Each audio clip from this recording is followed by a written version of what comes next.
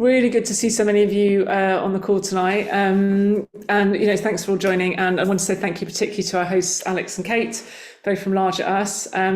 Before I hand over to them, I think most of you who are on this call, you know Mothers Can, but even if you do and you're part of Mothers Can, or those of you who don't know who we are, Mothers Can is a network of mothers working together to bring about real change that will protect the climate for now and for future generations.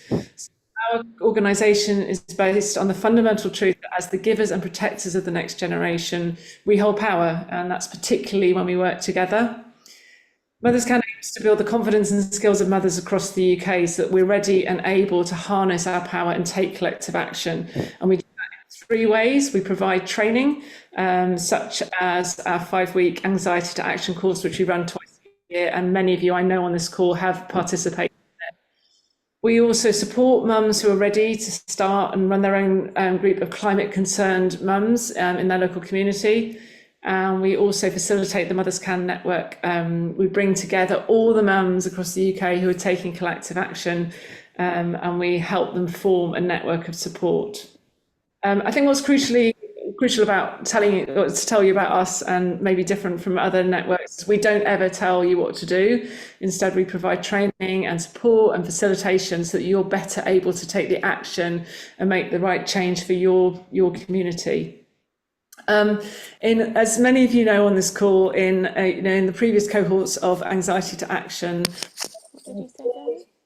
the most positive feedback is the one from it's a session with somebody called Nikki Hawkins from an organisation from Heard. And those of you who have looked through the workbook will see that that she's quoted at the end as one of the resources. And she often collaborates with Larger Us. So this workshop will build on what many of you have heard on. And for anyone on this call who is not part of the network, or you might know someone who might want to know more about Mothers Can, a perfect way to find out more is to join our monthly welcome call. And the next one is on Monday, the 20th of May at 8 p.m. And we'll put the link to sign up in the chat now. So it's really great, as I say, to welcome Alex and Kate here today. And I'm really excited about this workshop. So I'll hand over to you two. Great. Thank you so much, Sophie. And it's a real pleasure to be with you all this evening. And thank you so much for making the time. It really is great for us. So my name is Kate. I'm a senior advisor at Larger Us. I'm here with Alex. And we're going to be running things this evening. So this is actually sort of second, it builds on a talk that Alex gave, I hope, to the network, to most of you, just a few weeks ago. So we're building on some of the ideas that were set out there. But really what that talk was about, you might have seen it live, you might have seen a recording, was that what we've observed is that there's a really big challenge in ensuring that many more people take and demand climate action. And what we've noticed is there's a really also fantastic opportunity to reach those people through conversations. So our project, the Larger Us project, is all around that. It's all about how we can equip people to have more constructive, skillful conversations about climate change. But we also recognise that there's quite a lot of stumbling blocks that often get in our way before we can just go out and have climate conversations. It's not only that, often it's about feeling just quite nervous about talking to someone who really might have a very different opinion to you. You don't know what you're going to meet when you open your mouth on this subject. And as we know, it's become an increasingly polarized subject in recent years. So this session is really all about that, how to build our confidence to speak up. And also, and very importantly, how to shape the conversation in such a way that has the best chance of landing with the person that you're talking to. And I think it's really important that we're upfront that, number one, we don't profess to know or be the masters of how to do this. We are very much learning alongside you, but we also strongly believe and know, in fact, that this is a skill that we can all build and that we can all do it together. It isn't easy, but it is definitely important. So before we kind of launch into things in more detail, can I just do a temperature check in the room? First of all, if we were just to say, how confident do you feel having a conversation about climate change? And we were to talk about a spectrum of answers that ranged from extremely confident on the one hand, to fairly happy, to a bit anxious, to I absolutely want to run a mile. Can I check how many people feel, in the first instance, and if you could just wave your hands, then we can see this, or stick a virtual hand up. How many of you feel extremely confident? Great, excellent, thank you. Fairly happy? Couple more, few more. Okay, fairly more. Great. A bit anxious. Wonderful. And then finally, who just wants to run a mile and is sitting here very, very sweatily? Possibly one person. It's hard to tell with these Zoom hands. Okay, great. Thanks, guys. That's helpful for us to know. Okay, so the first half of this session is really about mindset. So examining how we approach these conversations, whereas the second half will go more into the skill set element and diving into how to frame them. So there's going to be a bit of a mixture of individual reflection, some breakout groups, some work in pairs, and a whole group discussion. So hopefully that will keep the 2 hours ticking very well, moving quite quickly. There's going to be a break halfway through, 10-minute break, and we absolutely promised to wrap up promptly at 10 o'clock. So just a couple of practical things now. So first of all, can I just check, did everyone get a copy of the workbook? That was sent around via email earlier today. Alex, I think, is going to drop a link to it in the chat. It'd be quite handy for you to have a copy of it available either on a screen electronically, or if you've got it printed out, then that's great too. Not vital though, so don't worry if you're struggling with that for any reason. Might also be handy to have some kind of notebook, either a physical one or something digital. And I just also want to say that I think we've got captions enabled. I'm pretty sure we've got captions enabled, but if you need captions are not working, then give us a shout. And also that the recording is just for internal purposes, so nothing goes anywhere else. This is just for larger us to monitor how we're doing. Right, great. There we go. So that's all the preamble done. But there's sort of something wonderfully meta about this, because here we are having a conversation about having conversations. So we kind of want to steer into that a little bit, because this group itself offers a great space for us to practice these skills. So in that spirit of relationship building, we're going to give you a few minutes in some breakout rooms, which Alex is about to open. And we'd love you to talk to the 2 or 3 people in your room on 2 points, really. Just to briefly introduce yourself, of course, say where you're joining from and anything else that you feel like sharing this evening. And then to explain what got you to care about climate change. If you had to pin down what got you to care about climate change, then what would it be? And actually, as we'll go on to explore, this is actually a really useful thing for us to be able to develop as a skill, is the story of telling why it is, or explaining to others why it is that we came to care about climate change. So we'll have 10 minutes for that. I hope that's all clear. Any queries at this stage? Okay, I know there's a couple of people who might find it hard or tricky to engage in conversation right now, so we'll try and do some behind the scenes manipulating so you're not cast alone. Alex, happy to open the rooms? Great, we'll see you back in 10 minutes.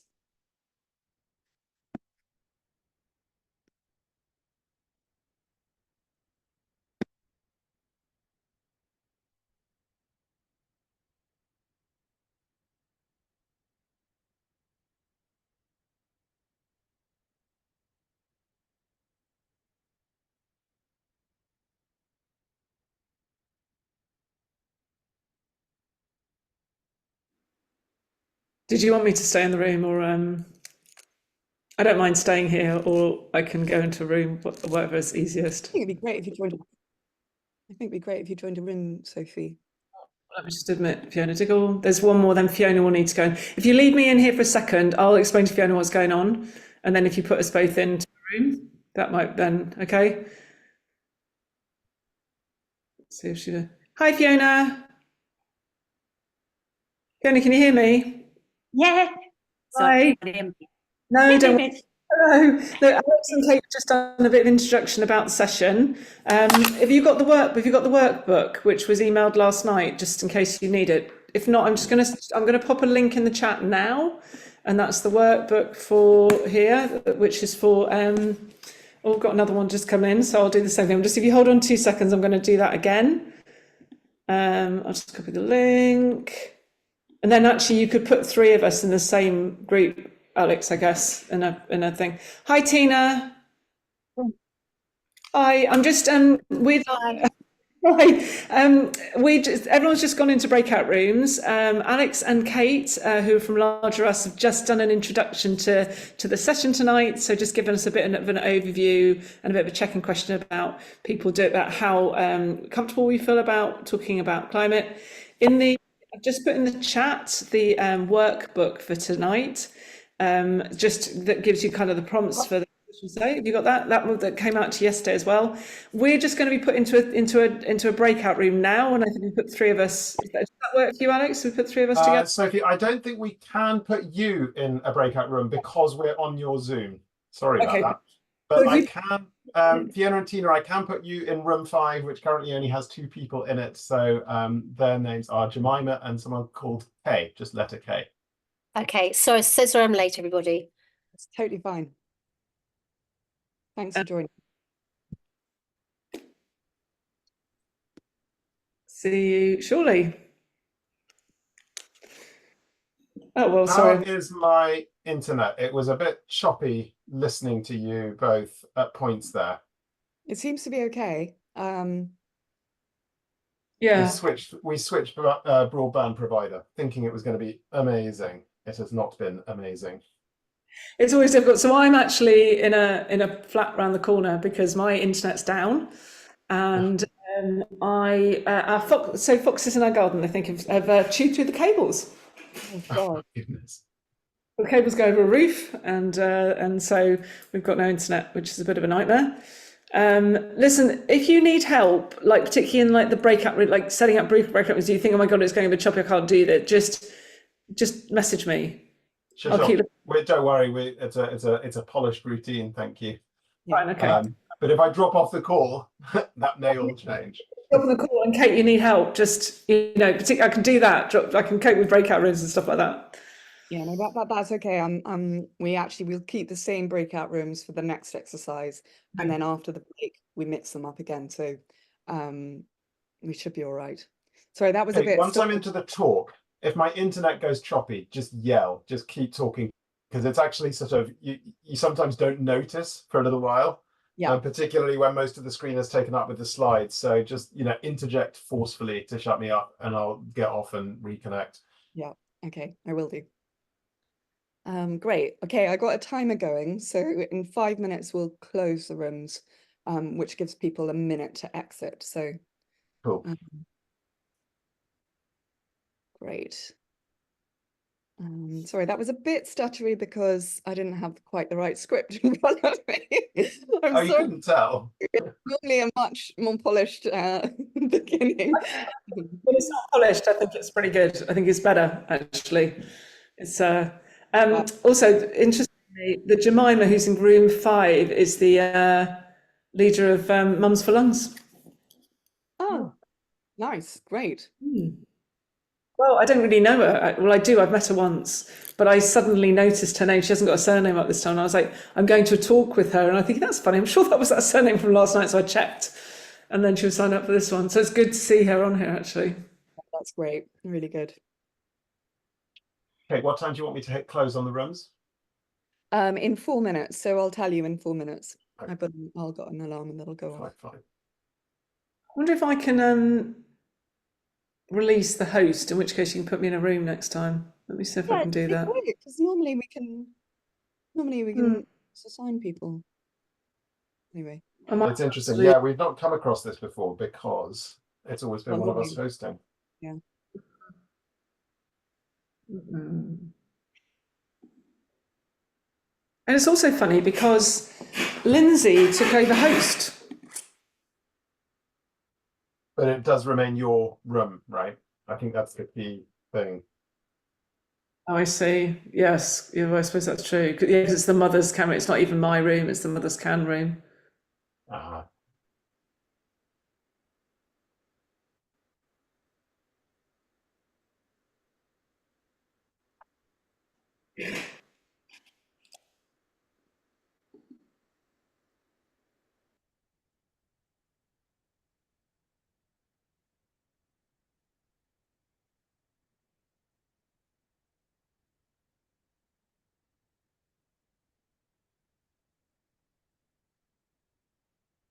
What time are you meeting Rupert, Alex?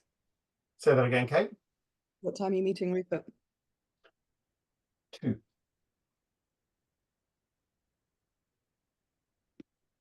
He's got a real yen to go and see Ilkley Moor. It's clearly imprinted on his imagination. So, yes. I'm sure there'll be some worthy reasons for that. Well, it is full of cool Neolithic rock art. I mean, look at that. I wish I was high cultured enough to be able to appreciate Neolithic rock art, but I think I would just look at it and think there's another rock, wouldn't I? Hi, Christine. Hello. How are you? Hello, evening. Sorry, I'm late. Great. The rest of the group isn't just the 4 of us. There are more. Oh, They're all in breakout. Yeah. I see there's only 4. I'm not the only one that's late. So this is Alex and Kate from Larger Us, who are our hosts tonight, and the rest, everyone else is in breakout rooms at the moment, and so they're going to come out in about a minute. I and then see. So I am late. Yes, but I mean, it doesn't matter at all. We just had some intros. So have you got the workbook anyway? Did you get the email yesterday with the workbook on it? Yeah, I've not time to. Sorry, I'm putting it in the chat again. So just in case you want to open it on your computer, you can. It's the link is in the chat. Brilliant. So, we'll do. Yeah. you guys have just done an introduction to the session, and then the breakout room was about, like, when did you first realise you cared about the issue? Yeah.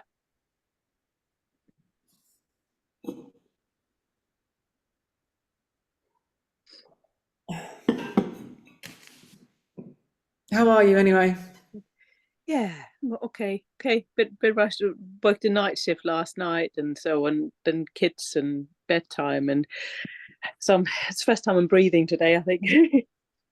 Yeah, you are putting with us. It's incredible commitment, I have to say. I think I would be hiding in a small room with a blanket covering my head. Anyway. Hey, you said 4 minutes at 8:15. You want me to hit close? I'm gonna say in 20 seconds if you could hit close. Don't worry. I'm on it, Alex. I'm on it. I'm not gonna let you down on this particular instance. But yeah, sure. Hit close now if you like.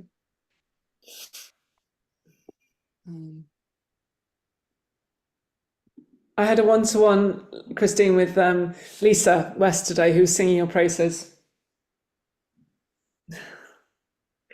Yes, I've roped her into all this. She turned up to Mother's Rebellion in Epsom, and suddenly she's just she's fantastic. Lisa's fantastic.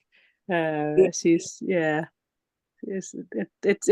lovely when you sort of meet people that you get on with really well, and that's sort of been the joy. And I'm sure you also found the climate work is the people you meet and sort of working with them, and it's all people who want to do it. You're there because, yeah.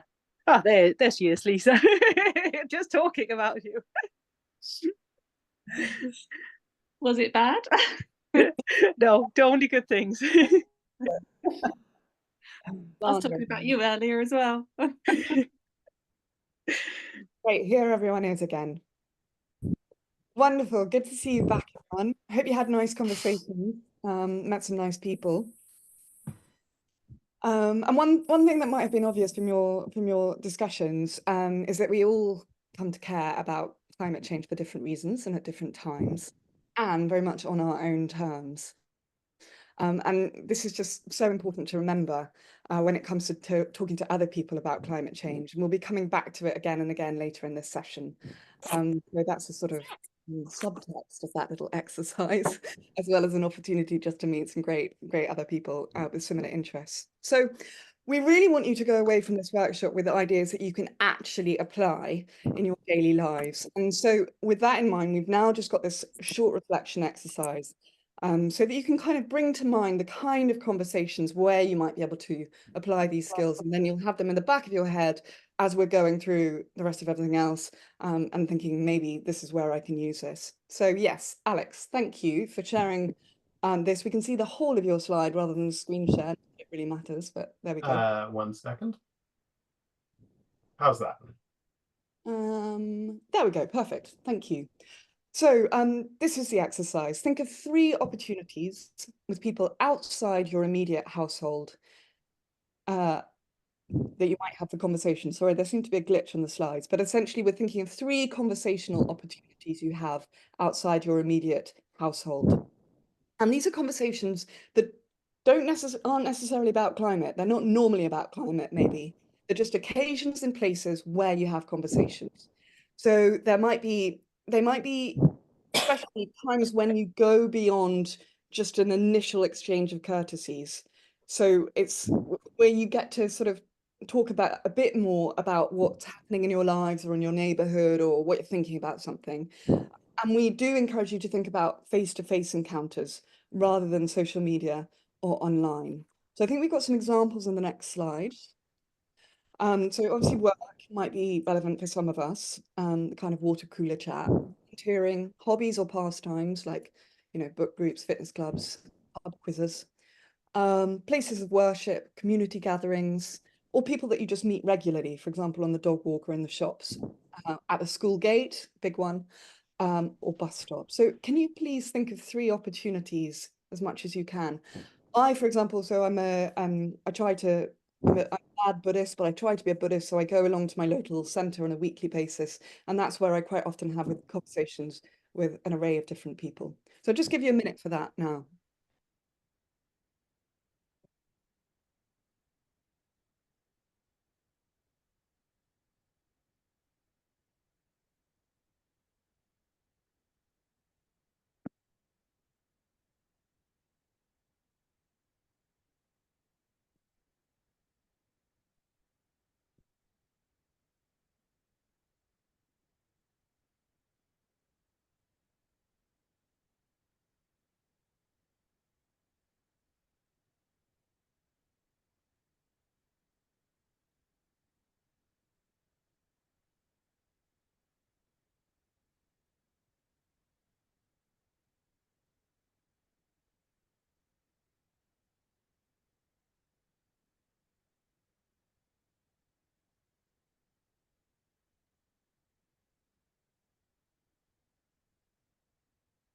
Okay, thanks, Alex. I think we can stop sharing that slide now. Great. So I just want to say that there are times in our lives when we don't have that many conversations with that many people. So if you have observed in the course of that exercise that you're in one of those times, that might have been a little bit demoralizing. And I just want to sort of acknowledge that and encourage you to let that pass. There's also a whole bunch of us on here, myself kind of half included, who are introverts and do all that we can to avoid conversations. So that might have been a strain for different reasons.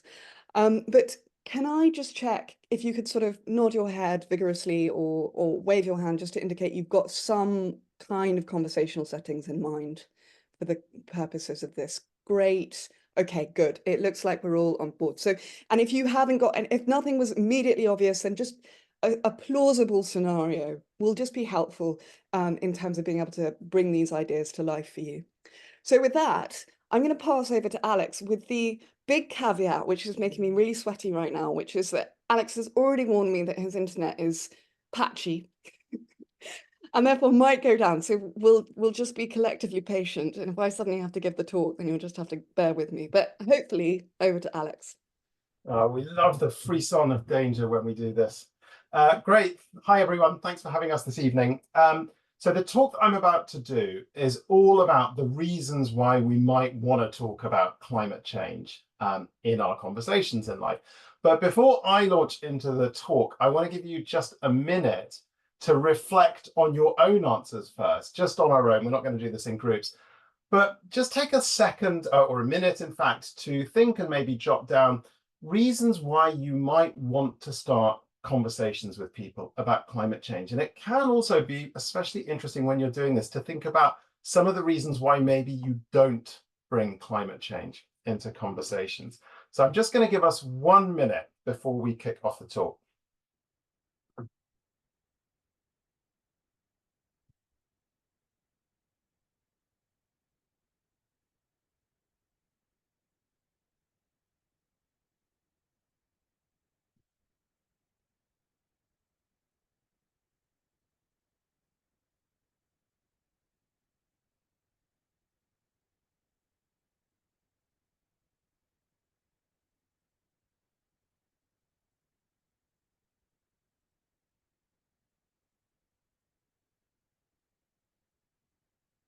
Okay, I'm going to give us another 20 seconds or so while I just get the slides geared up.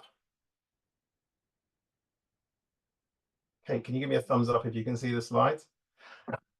Okay, great. So in this talk, I'm going to cover 3 reasons to talk about climate change and also some reasons not to.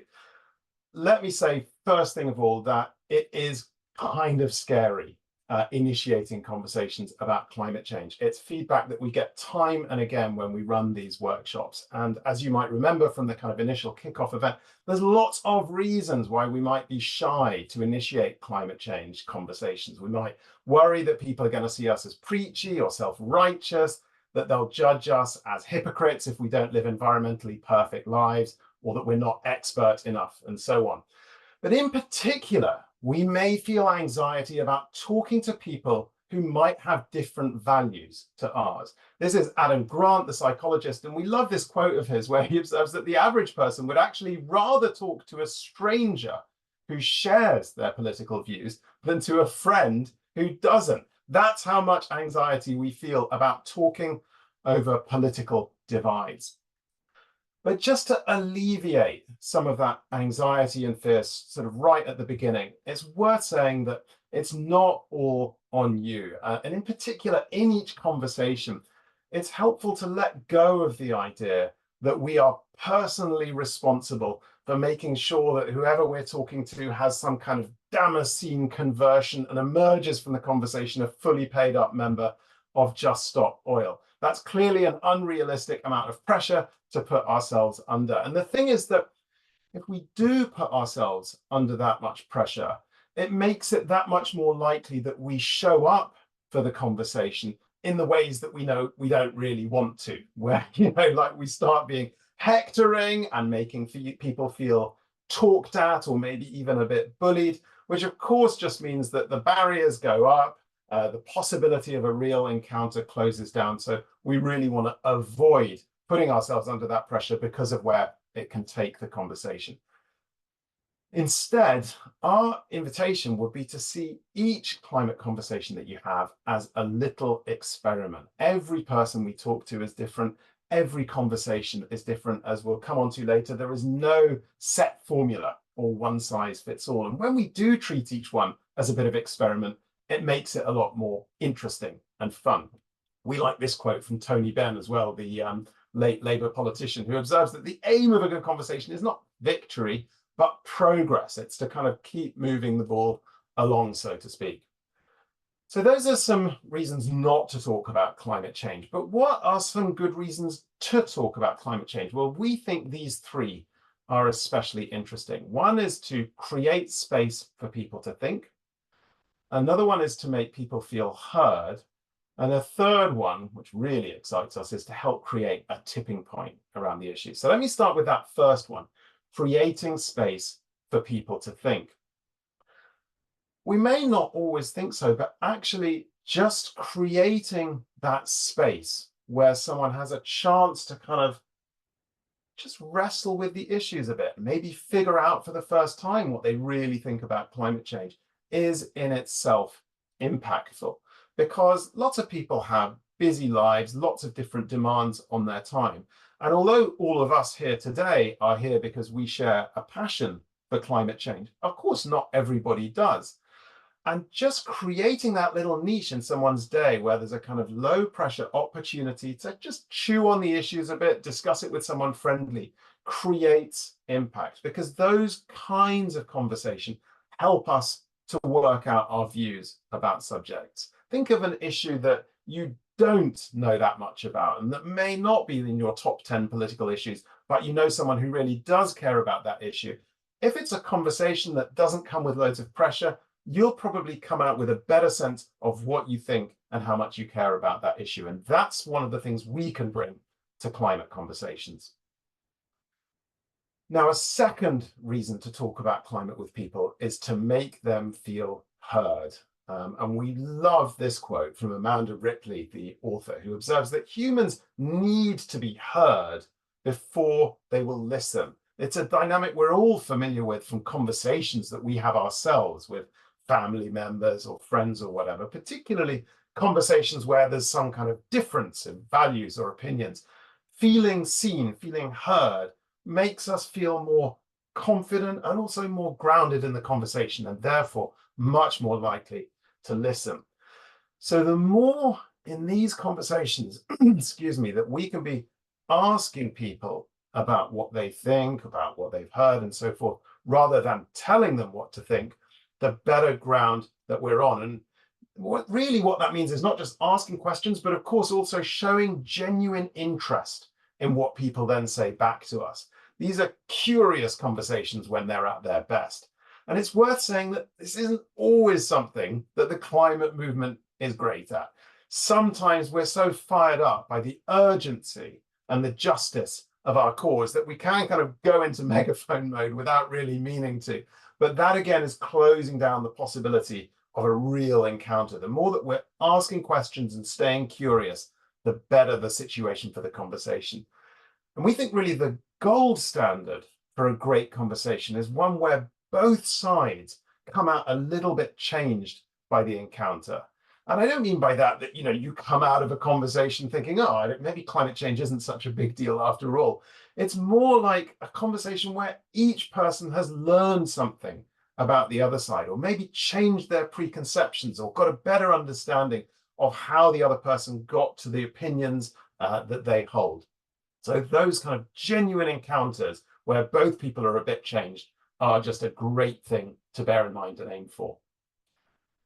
But here's the third and final reason to talk climate, and that's the one that particularly excites us: the possibility of creating a social tipping point around the issue. All of us will wonder at some point, and it's the most natural thing on earth to wonder, are these conversations really going to make any difference? This is such a massive global issue. Is it going to matter if I speak to 3 or 6 people this week about the issue?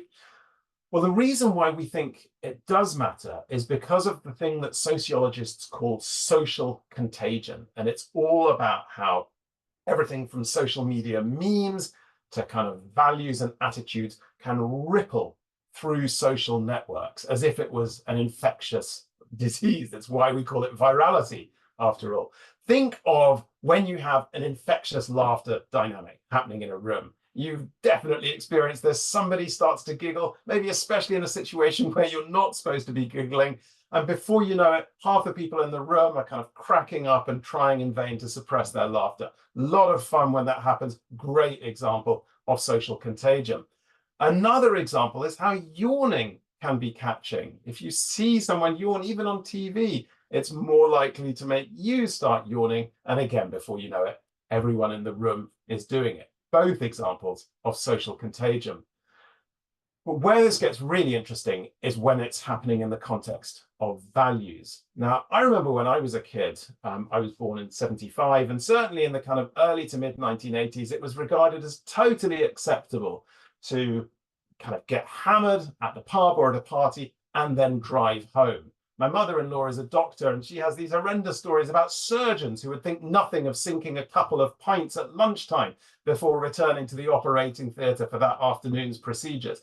Nobody would see any of this as remotely acceptable now. Values have massively shifted. Why? Because of social contagion. We have influenced each other's values over that time. Or look at how values have shifted on the acceptability of same-sex marriage. As you can see in this graph, which is about attitudes in the United States, back in 1997, not long ago at all, only 27% of people thought that same-sex marriage was acceptable. But fast forward to 2021, less than a quarter of a century, 70% of people are in favor. A massive, really profound and incredibly quick shift in values, again, driven by social contagion. So the thing that's sort of most exciting to us is that we can see in real time how values around us are shifting on climate change. And you may have come across this figure that experts often say that just 25% of a given population can be the kind of tipping point at which a new set of values starts to ripple virally through that society. Now, only 8% of people, according to the latest numbers, see themselves as so-called progressive activists. This number used to be 13%, but just got updated within the last month. So we're not there yet, but neither are we that far off from that 25% figure. And then, of course, there's this number you might remember from last time, that 69% of people are so-called persuadables or engageables, as we prefer to call them, on climate change. So we have this huge pool of people to engage with, and not all that far to go until that 25% threshold. So we might be much closer than we think to a tipping point on climate change. So those, just to wrap up, are 3 reasons why we think it can be really impactful to talk about climate change in our lives, to create space for people to think, to make people feel heard, and to help create a tipping point. Kate, back to you. Great, thanks, Alex. And if you could leave that slide up for us. So we're really conscious that we've just sent a whole bunch of information and facts and data and all the rest of it your way. So I'm going to give you 1 minute of complete silence, simply to absorb that and to perhaps reflect on the things that you found more interesting and would like to discuss further. So just 1 minute of silence now.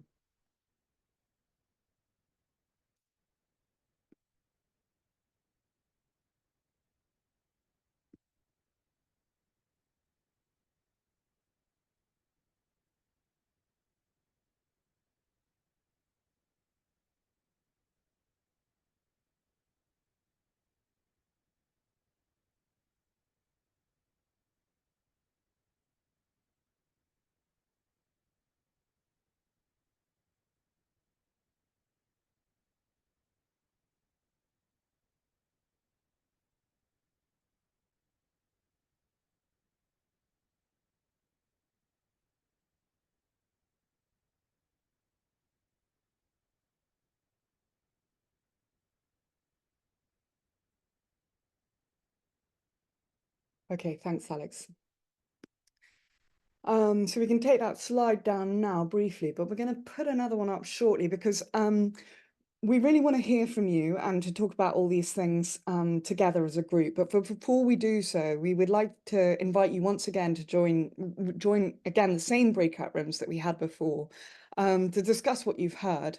So these are the prompt questions that we're suggesting to guide your conversation. They're set out in the workbook as well, so you've got them there if that's helpful. I want to say, if you want to go elsewhere in your conversations, then please feel free to do so.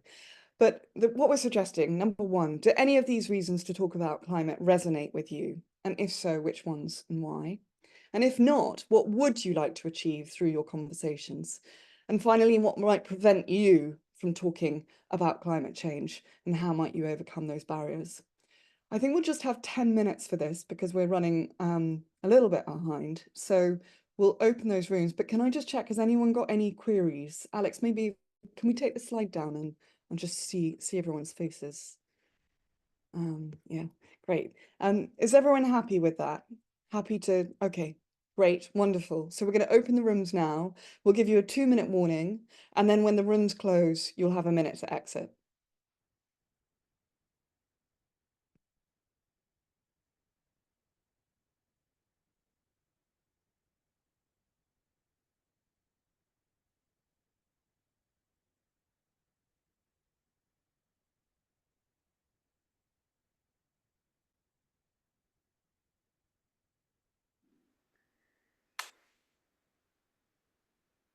Alex, you'll need to add Christine to a room actually, because she wasn't in the last one. Also, I'm just going to go and try. I'm going to try and change. I'm going to join the meeting again, as in I'm not going to close this one. We might get some feedback, but I'm just going to go on mute, and then you might be able to put me in a room. Hold on a sec.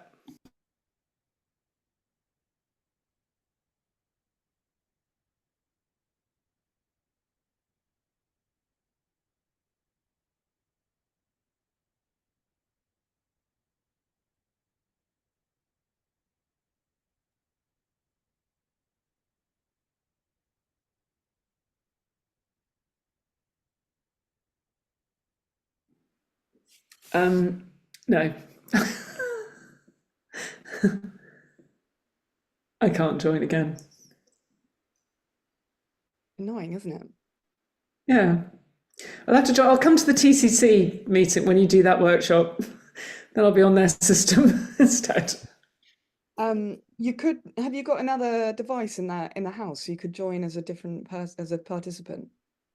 Oh, I'll try from here.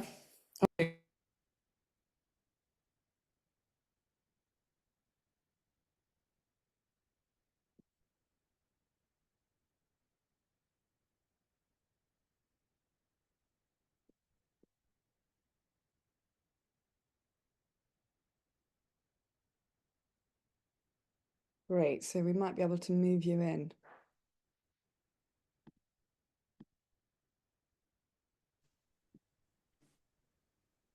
Yeah, I can do that. Yeah,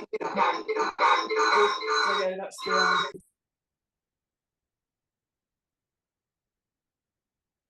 yeah.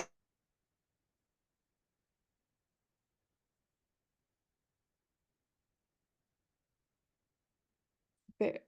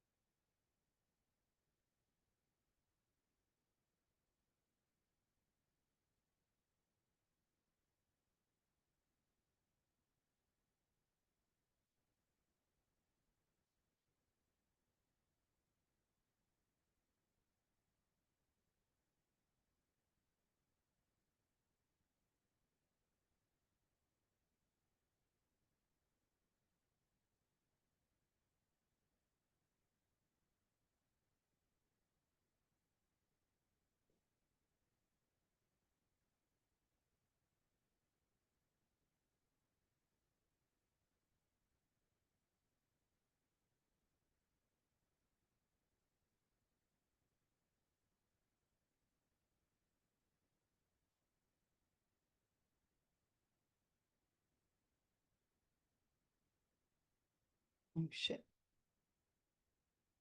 Let's close the breakout rooms, Alex.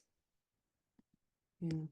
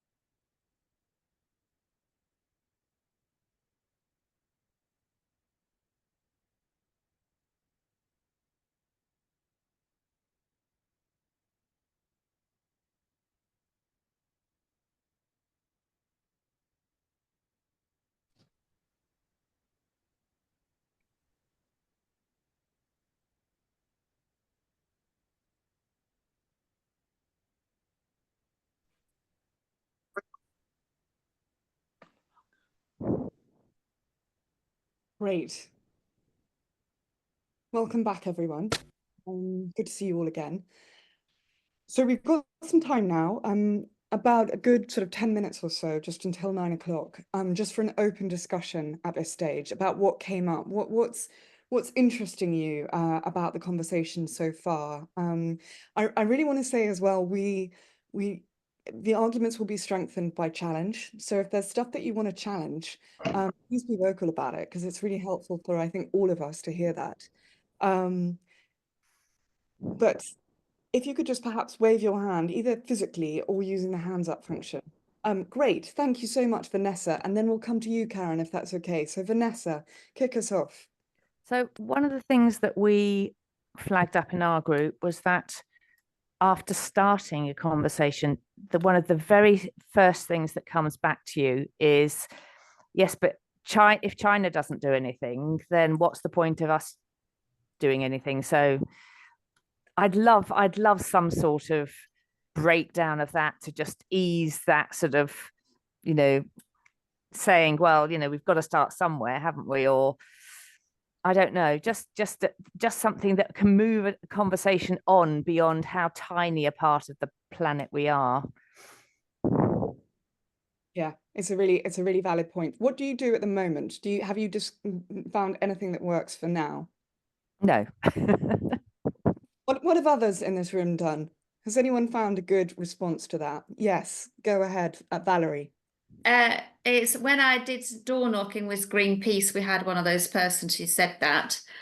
And actually I said something like, well, England was an empire at one point, and we were a tiny country, and we were leading the world. Unfortunately, we didn't lead the world in a very good way all the time by, the colonies and things. Wouldn't it be nice to lead the world in something positive and good for the rest of the planet? Nice. Yeah. Lots of appreciative nods to that. Anyone want to follow that? Jess, are you raising your hand on this point? Yep. Yeah, I mean, you can respond with facts, which is that China is doing something. Yeah. More than half of the renewable energy that was installed last year was in China. Yeah. So they are leading the way on energy. Yeah. Yeah. I have, I mean, going back to sort of thinking about it, I have used the fact that actually if China does decide that it's going to do something, it'll happen very quickly because they won't have any resistance. Just really, I tend to find it almost like you do have to think about trying to introduce some humor, but it seems to me that like it's such a difficult step to move beyond with some people. I agree, Vanessa, and I just want to jump in here as well, because I think where this kind of fact trading conversation risks going is in something of a battle of, well, I know this, I've seen this, haven't you seen this research paper? That's how that kind of conversation can often escalate. So there's a risk associated with choosing that path, even though it's also incredibly helpful, obviously, to know the facts and to know what you can produce. it may be too late, but quite often steering the conversation more towards personal experience and bringing it back to saying, yes, Anne, what's your experience in the UK? Or haven't you noticed the efforts that we've been doing locally? Or turning the story and turning the conversation in some which way more towards the local, the immediate, the personal, and the improvements that are being there can be a way just to skewer that kind of conversation. Because I think we all know what it can be like to get into a debate on these things. Paula, were you speaking to this point as well? Or was it a different one? Yeah, I was just going to say I liked the way that person answered it, but you're right, stories are better, much better. I think statistics switch people off. Yeah, and we'll be going more especially into if it's in those kind of door conversations. But yeah, I think that, like you said, stories, or just saying, well, you know, don't we, you know, yeah, don't we want to be more? Don't we want to be leading? Yeah, I think it's a good way of. I think this is such an important question, though, is how we guide the conversations. And I just want to say, this is what the second half of this talk is all about, this whole evening is all about. So we will be going more there later on. Karen, can we come to you? Yeah, thanks. Just on that one, I don't know if this was a good strategy or not, but when someone said that to me, I said, well, if your child did something, like if your child saw someone do something wrong, would you say it was okay for them to do it as well? Or would you say to them, nah, let's not do that, let's do it the right way? It didn't go down very well though, but I had a glass of wine, so I could blame the wine. No, I just wanted to say I was very challenged by the graph that you put on about equal marriage, because I don't think we have enough time. So I was very I just wanted to say that I was very challenged by that. And I was discussing that in our group. But I also wanted to share Catherine's in the dark. And I wanted to just share what she had said, which had cheered me up, which was about, well, she put it in the chat, about wanting to shift people from individual actions into collective action, and recognizing that individual action is not going to cut the mustard and collective action is going to cut the mustard. And that, yeah, I just wanted to share that from our group. Yeah, I think that's such an important point. And just so we're clear, the challenge you have with the slide, just so there's no hesitation with it. Oh, it's just because of the time that it took to shift people from being anti-equal marriage to pro-equal marriage. Okay, so you're saying it's actually not that encouraging a story. It took that long. Because we don't, like, you know, I mean, I'm trying, you know, I don't want to go down the doom and gloom, but like, that's quite a long period of time in my mind. Okay. Good one. Nice. We haven't actually had that challenge before, so I think it's a good one for us to ponder. Alex, any thoughts on anything that's come up so far? Just checking in with you, or should we move? No, carry on. Okay, great. Thank you. Anyone else would like to vocalize anything that sort of stood out for you? Yes, Sophie. I was just going to respond on the China bit, actually, because I was told this great story just quickly. I'm sorry, I'll probably get it. I'll try not to get it muddled. So someone said to me once about the China thing, like, just imagine you're in a boat and the world is the boat, and you're sitting in the boat and you've got a hole, it's a leaky boat, you've got a hole in front of you, and that represents the UK's carbon emissions. The other side of the boat is the Chinese person that's sitting there, it's a bigger hole sitting by there. And you're thinking, this big boat is sinking. Like, are you going to sit there going, well, I'm not filling my hole. You're trying to, it's leaking. So you're going to sit there going like, well, I'm not filling my hole because they fill their hole. I'm absolutely not going to fill it because they're not filling their hole. And they might be going, well, actually, our hole is this big because you actually put some of our hole is your responsibility. And, you just feel, actually, that's kind of where we're at. So they told it much more succinctly than I did right there. But, that's the kind of concept of it. The other thing I was going to say in our group that I thought was really interesting, it really was pinpointed something for me, was reflecting back on what Alex said about approaching conversations with curiosity, because I realised that I surround myself, basically, it's either everyone I work with are in the climate sector, and then everyone pretty much I know is on board with the climate, they're all doing as much as they can, or they're here. But then the other people that I don't talk about climate with, they are completely polarised. It's like it's going to end up in a fight. And so that's usually people like my mother-in-law. And I'm realizing I just go, I am absolutely not having this conversation. But in my group, they talked about approaching those conversations with curiosity and try and learn from it. And if I could do that, it could be very, very different. But I'm always trying to convert. And if I just thought curiosity, learn something. If I can get that into my skull, I could have some very different conversations. Lots of nods of recognition and appreciation, Sophie. Thank you very much for that. And I was right there in that boat, in that analogy. So thanks for sharing that as well. That's a useful one. Right, I think actually there's so much to say, but let's have a break now. Before we break though, I would love for each of you just to dash down in the chat one thing that you're taking from this half, the one thing that has been useful to you. So partly this is about you crystallizing your thinking, but it's also really helpful for everybody else, quite interesting for everyone else to see what you've taken away. So if you could just pop down in the chat one thing, doesn't have to be, you know, anything all that seminal, all that radical, just drop it in the chat. That'd be great.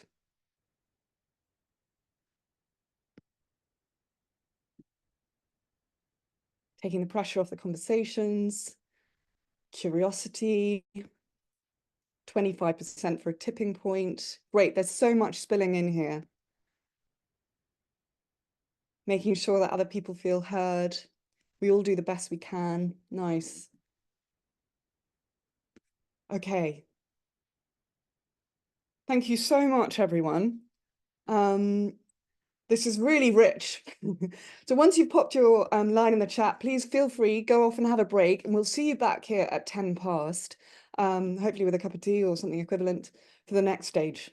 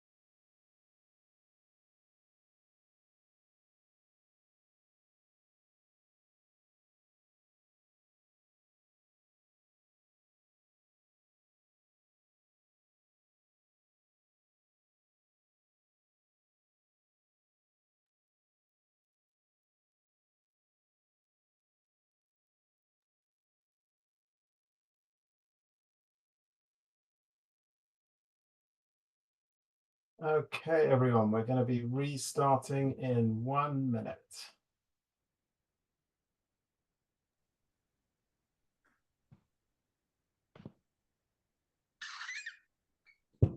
Welcome back. If you've just rejoined, hope you had time to make a cup of tea or grab a drink of something.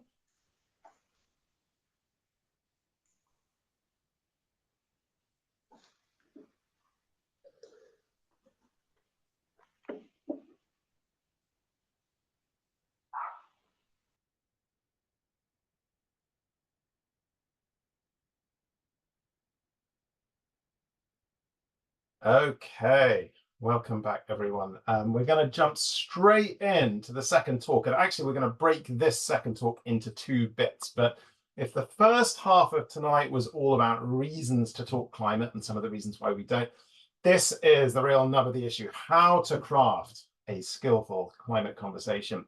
There's going to be 2 parts. In this first half of the second talk, we will talk about how do we bring climate change into our conversations. We had lots of feedback the first time we ran this training about deep appetite from people to hear more about this. So that's what that segment's all about. And then in the second half of this talk, we'll talk about how, once we've brought climate in, we can try to ensure that the conversation goes well. But let's start with how we bring climate in. And it's worth saying right at the get-go that you absolutely do not have to lead in with climate. In fact, in some ways, it may be better if you don't talk about climate change right at the outset. It can, as we all know, be a little bit of a polarizing or hot button issue sometimes. If we sort of jump straight in with climate, people may worry that we're about to judge them or talk at them, all those things that we talked about in the first half of tonight. So it can be better to just bring climate change in a bit more organically, a little further into the conversation. But here are 5 tried and tested ways that we have found work really well for bringing climate change in. Starting with the most British thing imaginable, which is talking about the weather. As we have all noticed, the weather is doing increasingly weird things these days. This summer promises to be no exception, and that gives loads and loads of opportunities to talk about climate change. Maybe it's a drought, maybe it's a heat wave, maybe it's tons of rainfall or flooding. All of these, just to take the most obvious way in, are great hooks for talking about climate change. And then more broadly, we can also talk about stuff that's in the news. Now, this could be climate impacts, bad things that are happening or strange things that are happening because of climate. But it might be other things. It might be good news stories. We heard from Jess before the break about how, there's great stories about how China, for example, is doing tons and tons of renewable energy installation. There's lots of exciting stories about that happening here as well. There's also lots of issues besides climate change that we can link back to climate change. So take the cost of living, to take an obvious topical one. Lots of possible hooks into talking about ways of saving money on bills, or isn't the price of heating oil outrageous, or these kinds of things. Lots of hooks there. And that also leads neatly into the third way into a climate conversation, which is talking about things in your own life. It may be hobbies and pastimes, interests. It may also be little consumption changes that we're making in our life to try and have a smaller ecological footprint. And it's worth saying this is often a place where we can feel a little bit anxious about, am I going to sound preachy if I talk about things that I'm changing in my own life? And to be fair, yeah, maybe that risk does happen to some extent. But what we found can be really helpful for reducing that risk is to talk about changes that we're trying to make in our lives, and then in the very next breath, talk about some of the challenges with that. So, for example, my kids are 14 and 10, and last year, both of them were vegetarian for a long period of the year, which was awesome from a climate point of view. But my wife and I did also worry about things like, are they getting enough protein when they're growing? And that's a great thing that you can bring into a conversation that just kind of keeps it real and stops us from being preachy. Say, we're trying to do this, but on the other hand, there are these challenges. What have you tried? What do you think about this? And it's then much more of a two-way conversation. A really good way into talking about climate is to talk about the past. So this picture, in case it's not obvious, is a picture where loads of insects have hit the windshield of this car. And lots of us have noticed that even if you go on a really long drive these days, there seem to be fewer insects on windshields than there were 20 or 30 years ago. And that's just one example. There's loads of different ways that you can just say to people, what changes have you noticed over periods of years or even decades?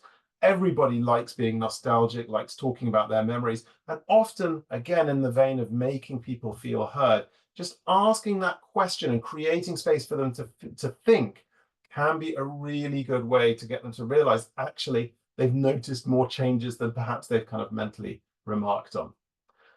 But the absolute killer out of all of these, the most powerful, is talking about what they love. Nothing connects like talking about the things that whoever you're talking to cares about and feels passionate about and loves. And the reason for this is summed up nicely here by Catherine Hayhoe, who, as well as being an eminent climate scientist, literally wrote the book on climate conversations. And she observes that the starting point in any effective discussion of climate change isn't so much climate change itself, but what we care about and what we love. Those are the things that lead us to care so much about climate change, and inviting people to talk about, well, what are the things they care about?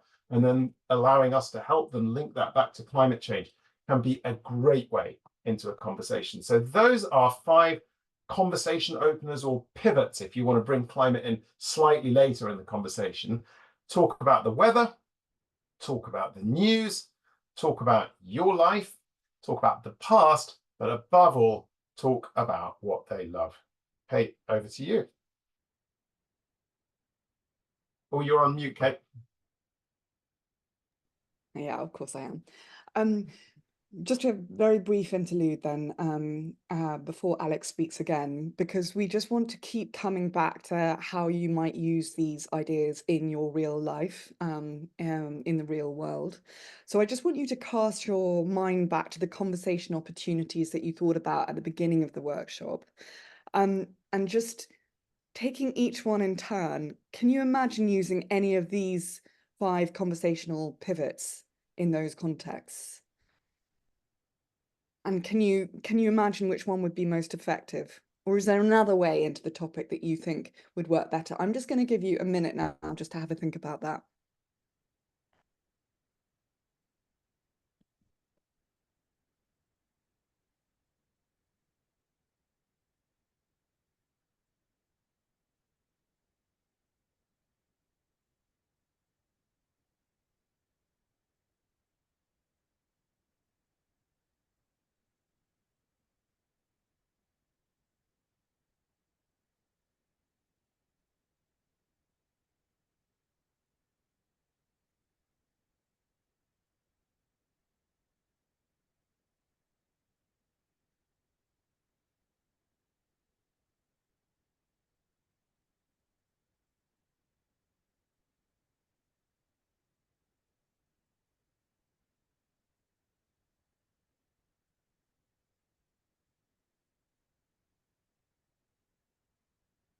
Okay, Alex, I think we'll carry on now.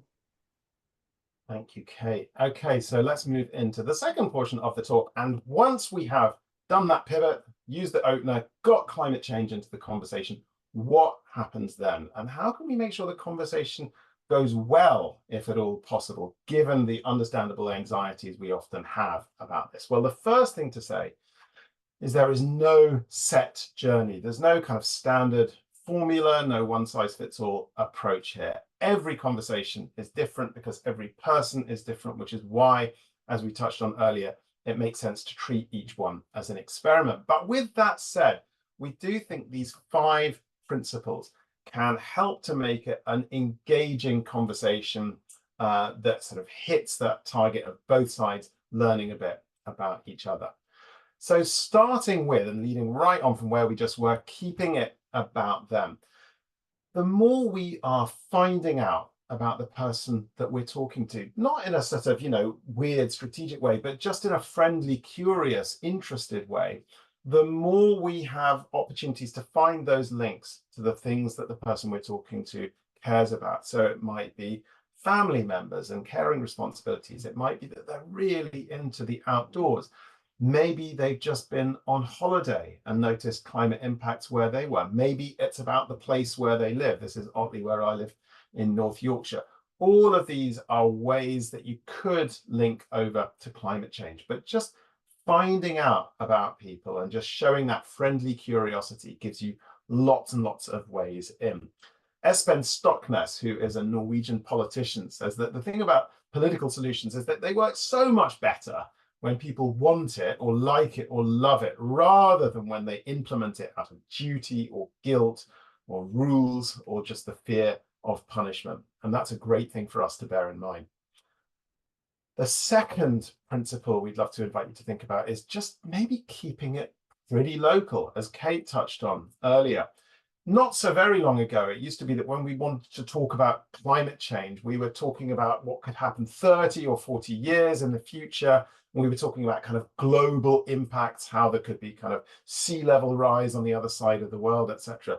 None of that is true anymore. Clearly, climate is right here in our faces, impossible to ignore. I'm a big fan of late 90s dance music, so I see this in the great words of Fatboy Slim right here, right now. It's a really useful kind of watchword to think about, just not making it abstract, but keeping it specific to what we can see in our communities like right now, rather than 10 years away.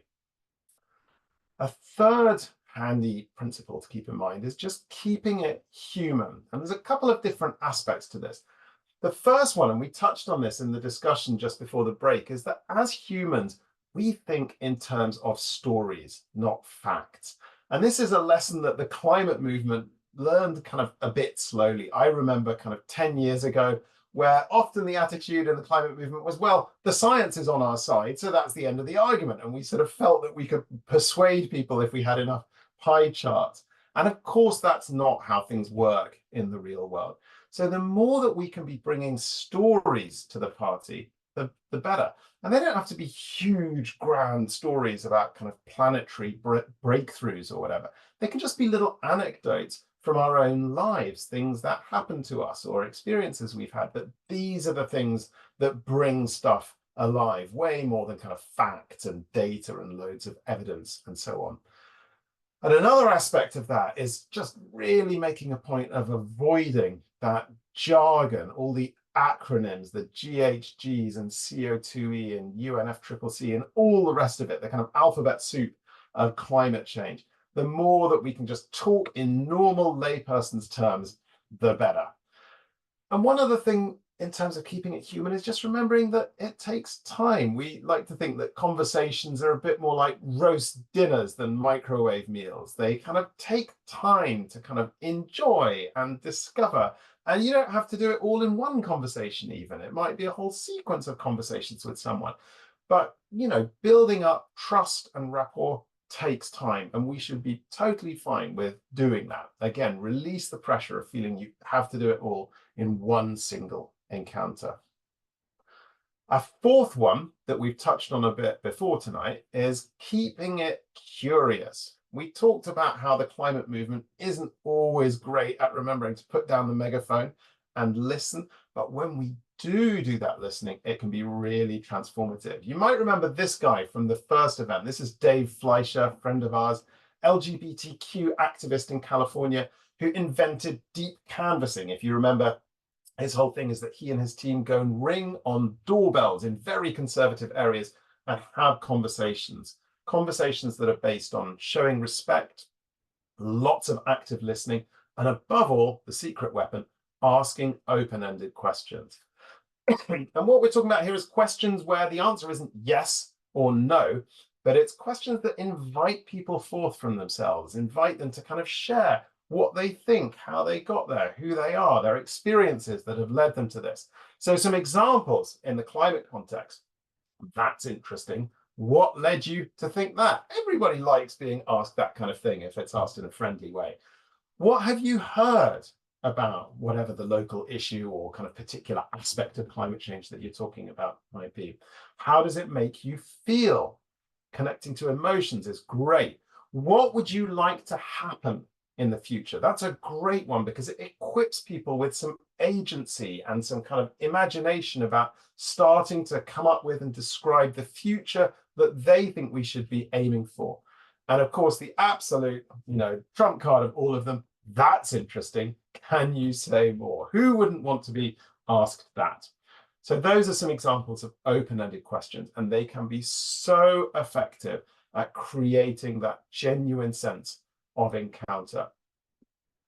But fifth and finally, and maybe most importantly of all, is just keeping it positive. Now, I used to be really involved in Extinction Rebellion up here in Yorkshire. I was one of the spokespeople when we closed a bridge in Leeds back in 2017. And I remember from XR World that we felt very passionately that we needed to sound the alarm on climate change, that if more people understood just how urgent and massive this issue was, then that would open up the political space that we need. But I think that what I've reflected on a lot since then, and other people from XR have as well, is the sense that actually maybe people are hearing the alarm already perfectly loudly. And the thing is that it just makes them feel overwhelmed. So they're tuning it out because they don't know what to do about it. And when we don't have agency, it's just a horrible emotion and it's easier to turn away.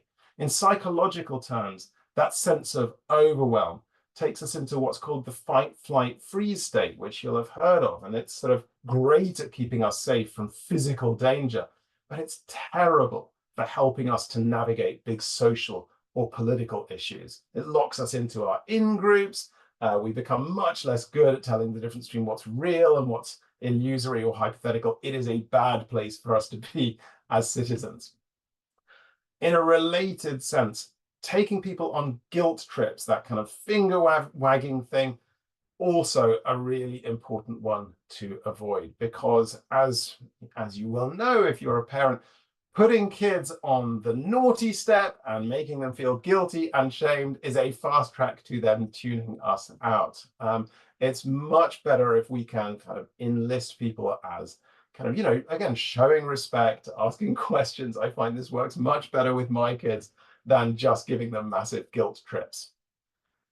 So what kind of messages do work? Well, the evidence, we talked earlier about Nikki Hawkins, who, as Sophie said, is someone whose work we really, really admire. And Nikki and Rose Hendricks did this great report on climate stories and found that actually the messages that cut through most are messages that are positive, hopeful, but also urgent. It's worth adding, there's been a more recent study since we put this slide up showing that doom and gloom messages are the most powerful at ensuring social media virality, but the absolute worst at getting people to take action.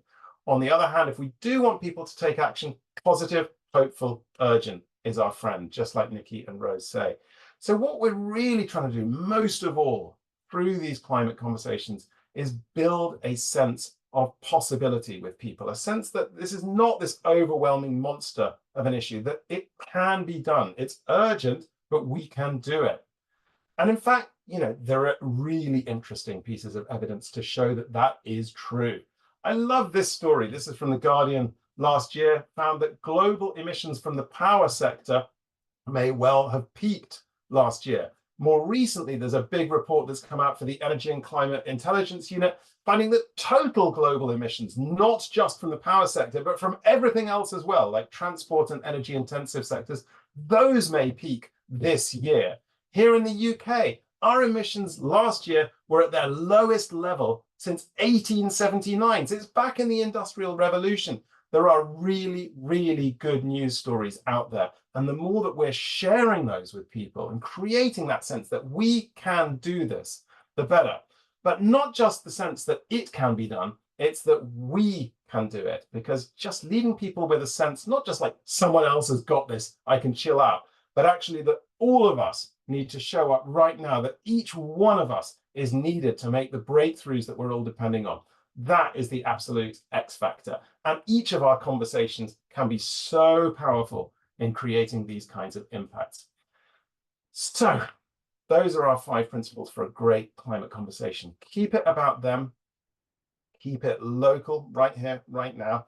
Keep it human, avoid the alphabet soup and the jargon, talk in terms of stories, keep it curious, lots of open-ended questions, and above all, keep it positive, hopeful. Urgent, yes, but also positive and hopeful.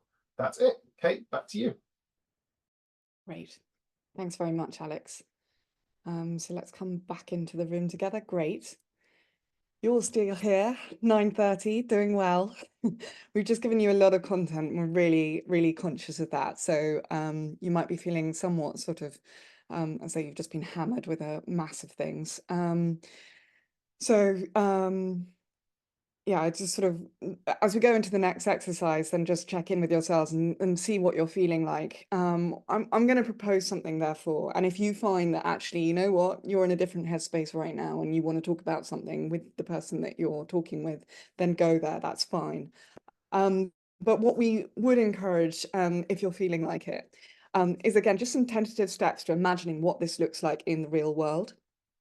So Alex is just sharing some slides. This is of an exercise that's also set out in the workbook. So you can look at it there. I think it's on page 9. So we're going to put you in pairs, new breakout rooms, and you're going to take it in turn to be partner A and then partner B. So partner A, you pick one of the climate conversational openers that we mentioned earlier. So namely talking about the weather, the news, your life, the past, what they love, or in fact, something totally different that you want to try out or you're interested in or you think works really well. So you pick one of those openers. And then you also pick one of the conversational settings you thought about earlier. So maybe that was, you were contemplating having a conversation at work in the work kitchen or at the school gate or the bus stop or the dog walk. And just describe that setting very briefly to your partner. And now you're going to practice using that opener on your partner.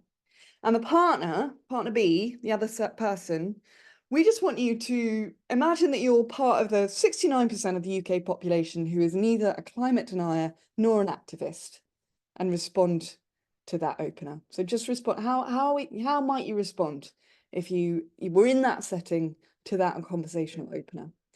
And then the challenge for partner A is just to see how far you can take the conversation. See if you can kind of perhaps weave in some of the principles that Alex was mentioning just now. And just seeing as well if you can steer the conversation to being one where the other person, partner B, is talking and talking about themselves. So, and then obviously switching roles. So we've got about 16 minutes for this, and we're noticing people who can't join. That's fine. That's absolutely fine. We'll work around that. But so it'll be 8 minutes each, and we'll give you a warning when it's time to switch, when 8 minutes are up. Does that all make sense? Yeah, at least no vigorous shaking of the head. So let's assume it makes sense. Alex, have we got some breakout rooms ready? Yes, we do. Okay. Wonderful. And can I just interject and say the way the rooms are configured, there's going to be 1 or 2 people who I think you'll initially find yourself in a room on your own. We will be keeping an eye out for that, and we'll reallocate you if you are on your own. There may be 1 or 2 rooms with a 3. So if so, just figure that time out so that you each get a chance to speak. Great. Thanks. Okay, let's open those rooms.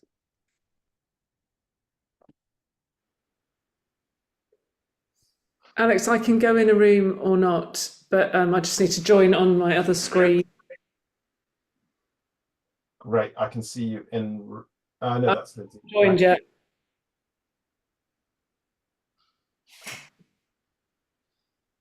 So Alex, I'm going to do something. 1 sec, we might be okay. Oh, crap.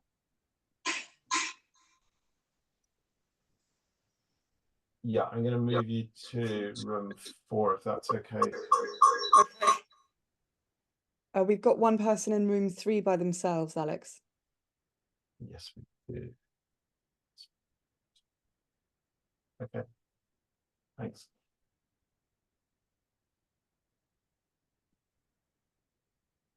Okay, 2, 2, 2. Okay.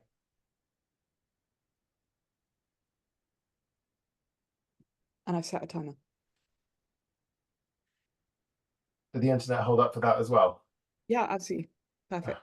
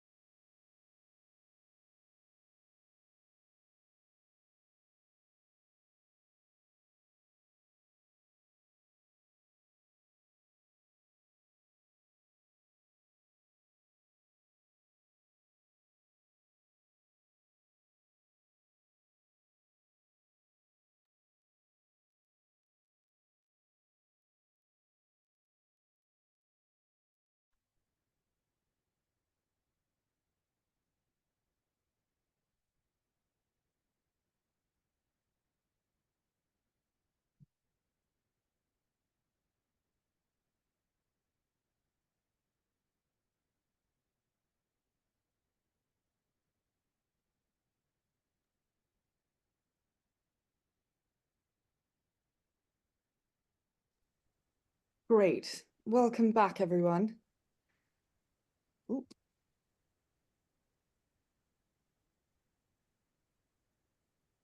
Hello again.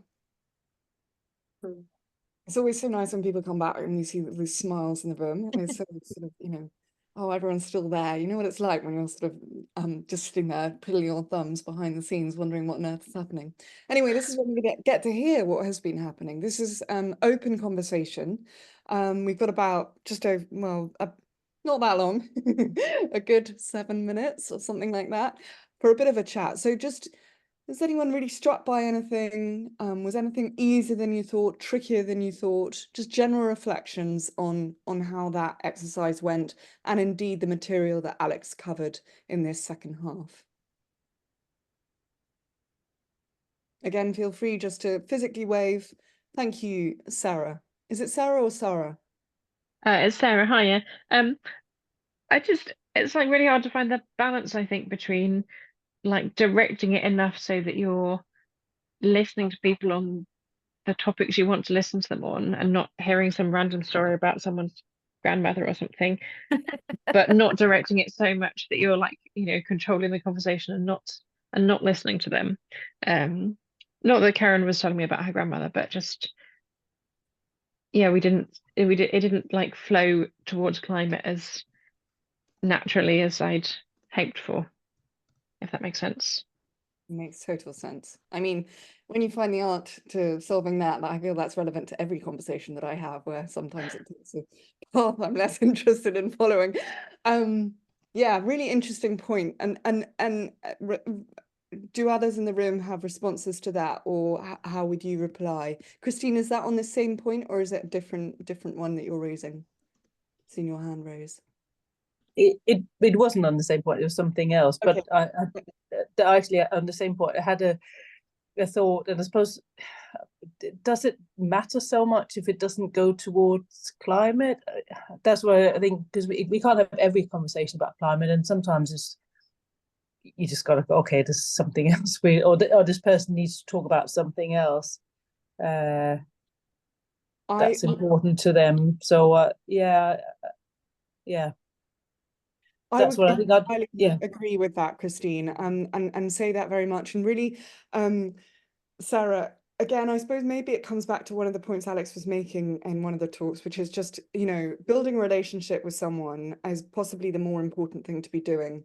I know we don't always get that opportunity. Sometimes you're just having a casual conversation in the post office queue with a stranger that you're unlikely to ever see again.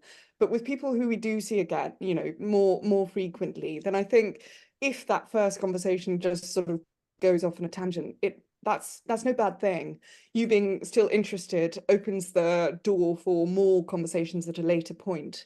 So I think Christine's point is a really, really valid one there. Lots of hands raising. Let's Paula, let's come to you. I just wanted to say that I think the thing we struggle with is actually being this other percentage population that doesn't have all the knowledge for saying what would that person say. So it's kind of stifled it a little bit. But yeah, I agree with the whole, you know, it's about having little conversations, not having one big conversation all in one go, especially as our scenario was like with strangers. I mean, you're not going to have a full-blown conversation necessarily, but just having those little conversations bit by bit over time. Yeah, that's all I wanted to say. Yeah, and I think it's such a great reminder. Thank you, Paula. We couldn't agree with that more. And you know, just even going back to one of the really important intentions behind this project is normalizing the subject, just bringing it up, making it a sort of matter of everyday conversation means that even those fleeting references, even those passing comments help. They help that. They just indicate that it's there, that it's in people's consciousnesses.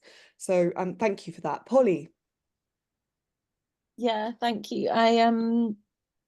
The scenario was that I was the netball pal and Vicky was talking about the weather and how hot it was. And what I really noticed, she was very good at being curious and asking questions about it.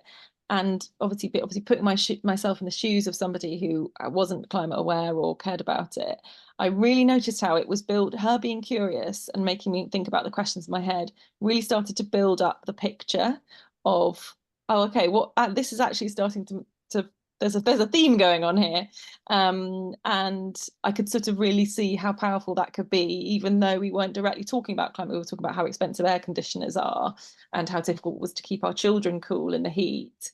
And although we weren't talking about actually what it was and what was causing it, I could really see how I could walk away from that conversation thinking, gosh, hang on, this actually feels quite like an issue that I want to start thinking about more. So yeah, I think that curiosity question point is good, and a real thing to practice. Like, it's quite hard to do it, so definitely getting to the practice of that feels important. Thank you. That's really good to hear. And yeah, it is hard. It's so hard, isn't it? Especially in the moment.